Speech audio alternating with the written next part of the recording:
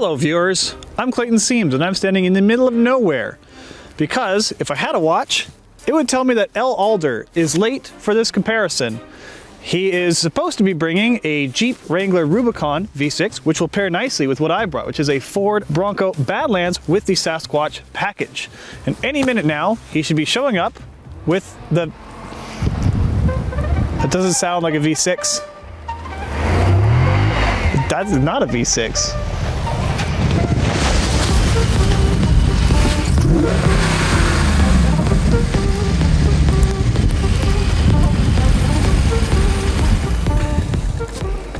I like your Jeep. I like your Bronco. The V6 sounds really nice on it, I must say. The V6 that we agreed on, we emailed about for a week. You were talking about this Jeep Xtreme. I got the Xtreme Jeep. You should have got the Braptor. But I told you, they don't have a Ford Bronco Raptor on fleet, and I was able to get the Badlands Sasquatch, which pairs perfectly with the Wrangler Rubicon with the Xtreme Recon package with the V6. This has the Xtreme Recon package. It does, but and notably, it has a 6 in the engine. Where is the 6? It's a 392, that's a 6.4 liters, that's a 6. Okay, so if we ignore the extra 2 amazing cylinders, and whatever those 2 cylinders extra cost you, essentially, we have a good comparison because you brought a great vehicle to compare against the Ford Bronco Raptor, and I brought a great vehicle to compare against a Jeep Rubicon with a V6. Yes, so, I mean, we can pretend that it is the Pentastar V6, which is a great engine, and a cylinder deactivation can make this a 4 sometimes.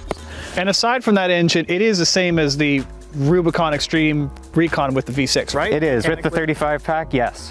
And this also has 35-inch tires. In fact, I think both these vehicles have the exact same size of tire. They are both 17-inch wheels, 35-inch tall, 315 mil wide, and I know tire sizes are just a mess. It's so disorganized. This one here is quite expensive. This is, I mean, it's got to be more than what you brought. This is $77,000. This with the Pentastar is right around there, like right within a couple grand. So, but that has a V8. So how much more does a V8 cost? Just like doesn't matter. Couple thousand, or what is this? Wait a minute. Is that 100? Is it 100,000? How much does this cost? How much is it? How much is the MSRP on this thing? Is it 110? What? 120? $120,000? I mean, this is a post-CERB world. Money is free nowadays, I hear. So, oh dear. Like, it's cool, it's worth it, it's fun. That doesn't matter. What we're here to figure out is which of these platforms is the better off-roader. And on top of that, which of these is the better truck to live with? Okay, well, I'm freezing, so let's get in these cars and take them down this trail. I'm gonna pop the top and enjoy this beautiful day. The top? Mine works, does yours? What beautiful day, where? I see you're opening your roof there, Al. Yeah, it'd be cool if you could open yours. Yeah, here, watch, I'll do it. Okay, so I got a lever here, and then I just lift the, it just goes, it doesn't work that great, if I'm honest. Yeah, that doesn't seem to be going great for you. I've just got this little button. I mean, it's like a $5,000 option, but it's pretty friggin' sweet. And it's not raining, so the top stays open. Yeah, this one requires a bit more commitment, and when it's up, it looks like you have a laundry basket on top of the Bronco, so. I mean, at least you've got easy trunk access in that one. That's a joke because he doesn't. The rear doesn't flip up. So where I've got a flippy glass, Clayton gets to suck it up. All our gear is in the back of my car. Hell, you are a crazy person for having the top open in what is really a winter wonderland today. It is beautiful. I am dry. I'm wearing lots of wool. I'm in a comfortable vehicle with supportive seats. Oh my God, I am living the dream. Oh. How'd that go for you? Let's talk some big differences here. So the big difference for these mechanically is that I have a twin turbo V6, and if you run it on premium gas, it makes 330 horsepower and 415 pound-feet of torque. If you feed it regular 87, it's fine, but you lose 15 horsepower and 10 pound-feet of torque. So it does affect it, but if you are, maybe you don't need all that power, you can run it on regular. So 2 sets of power numbers for this, but neither of them are as big as the power numbers on that Jeep. Yeah, that's great, but no one's gonna run that on premium. People are gonna run regular, which costs you 15 horsepower and 10 pound-feet. Still great numbers, and honestly, not far off from this. While this 392 runs 470 for both stats, the Pentastar V6, wonderful, easy to maintain, reliable as it is only running 285 horse and 260 pound-feet.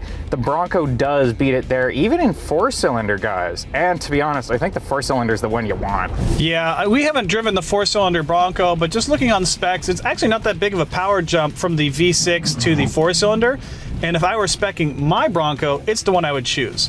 The other big mechanical difference is at the front of these vehicles.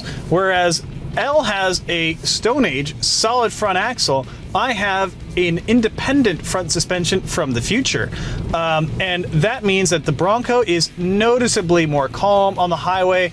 It tracks nice and straight, but off-road, the solid axle can be an asset.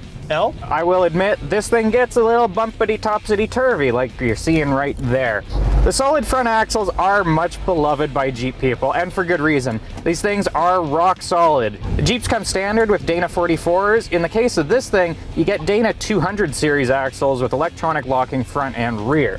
Keeping things a little more modern, you've got 5-link suspension front and rear, and it honestly does handle better than the Jeeps of yore. It's also more aerodynamic than the JKs and earlier, so it's still a little more graceful on the highway too. But I gotta be honest, it can't really hold a candle to the Bronco on the highway or even on the dunes. Hey L, how come you and I are driving and it's covered in snow, and how come this B-roll footage is shot in a muddy pit? Well, we shot it yesterday, but today's prettier, so we're rolling with it. Yes, and we also found the limits of the capability of the Wrangler 392 Rubicon, which are quite hard to find, but we found that sinking the front tire axle deep in a mud pit surrounded by ice will actually do it. Luckily, my trusty Bronco is there for the rescue.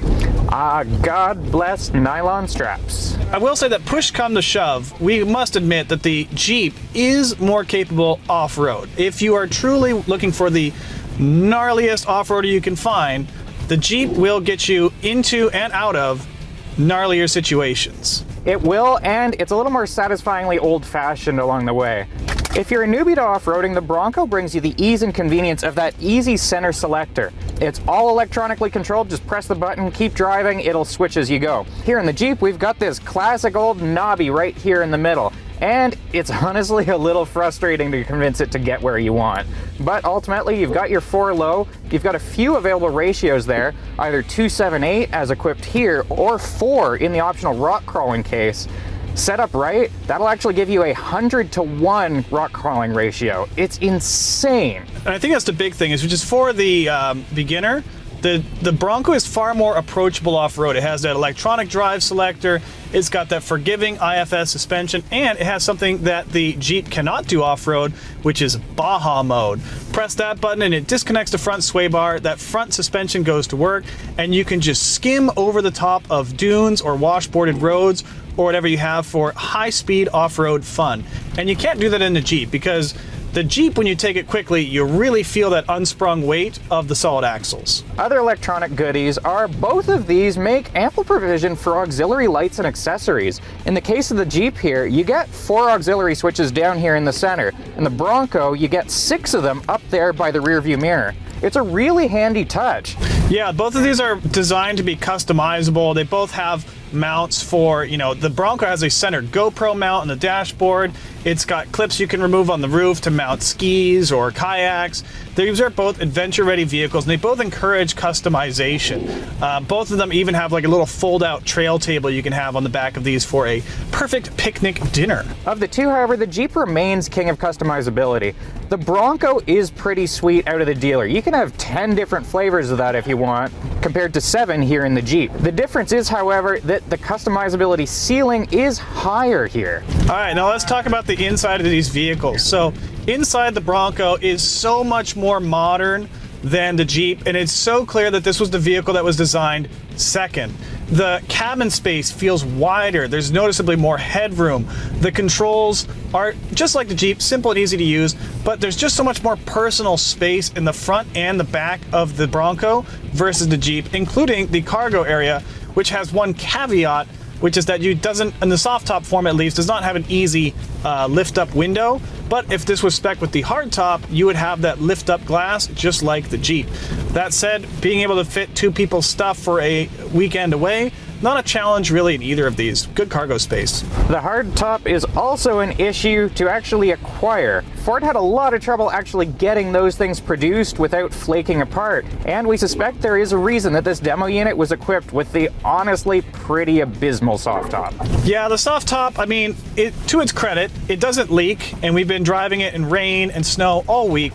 But that said, sound insulation is on the order of a tent, and it doesn't look that great. And I would say if you are buying one of these, wait for the hard top. It's gonna be worth the wait. It's definitely a factor that's really gonna elevate how this vehicle feels. And I think now, even though we're off-road, we should talk about the on-road experience. Obviously, the Jeep with the V8 is the first Jeep that's ever fun to drive on pavement.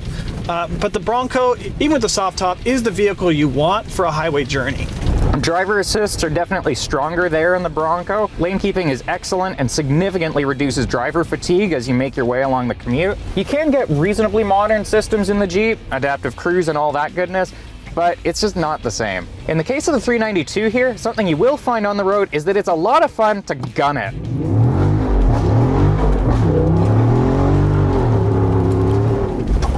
The trick with gunning it, however, is that it burns a buttload of fuel. Running with the roof open, I've been getting as bad as 18.8 on the highway. The other side of that is that it doesn't handle all that power with all that much grace. With all of this mushy sidewall and those hefty axles, it hops and skips and dances, and you will make passengers nervous. But remember, Al, we're ignoring that and pretending it's a V6. One of the things I have that you don't is my trail turn feature, which I will use now, which will drag the inside tire to which way I want to go, and I can do a perfect U-turn here.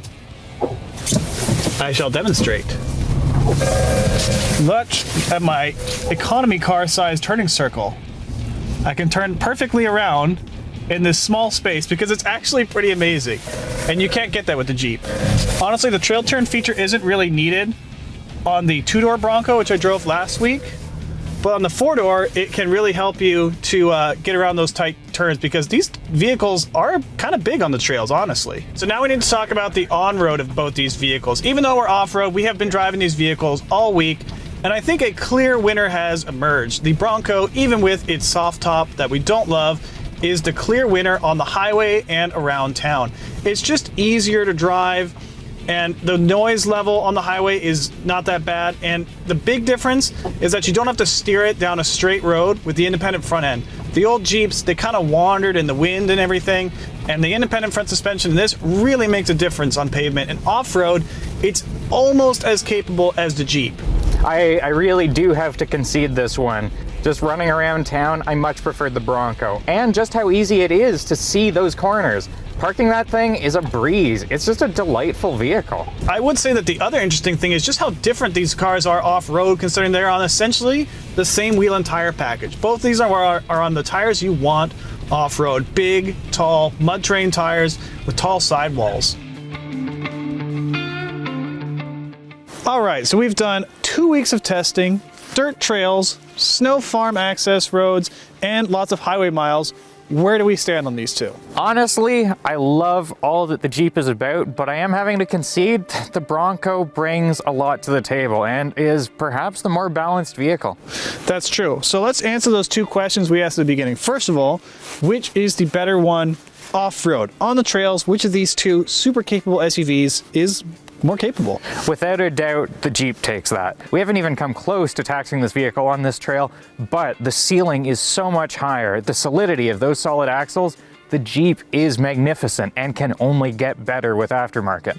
And I feel like we also need to say, for the commenters, thank you for watching, that is, even if it had the V6, it would be just as capable. Even with the V6, which does not come close to matching the power of this thing here. This is not a truck that needs to go fast. This is a truck that needs to be able to plod along, crest obstacles, and get you home. Like, the extra horsepower is very fun, but you don't actually need it off-road. It is fun. Now, it is fun. To be honest, I'd also prefer the fuel consumption of that Pentastar. But Clayton, which would you want to live with day to day?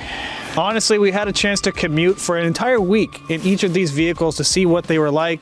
And honestly, the Bronco is so much easier to live with, especially on the highway. Even though it has this soft top, which we're not a fan of, for better or worse, on the road or off the road, the Ford Bronco, it drives kind of like a car, versus this drives like a truck all the time. So I'd say that if I had to commute every day and it was my only car, I think you would have to agree it would be the Bronco is best for daily usage. And also that more refined interior, it's got better storage, it's got more space. It's just a more usable commuting vehicle. More than this, it's just a more modern vehicle. This is a fresh platform. All those electronic controls for the off-roady bits, all of those modern driving assists, it's just an easy place to be. This is coming a long way. The JL is leaps and bounds beyond the JK and all that came before. And to be honest, I do like this cabin more. There's a greater sense of off-roading occasion every time you climb into it. But if I am only going to the trails once every so often and I'm driving it to the grocery store every week, this kind of takes it.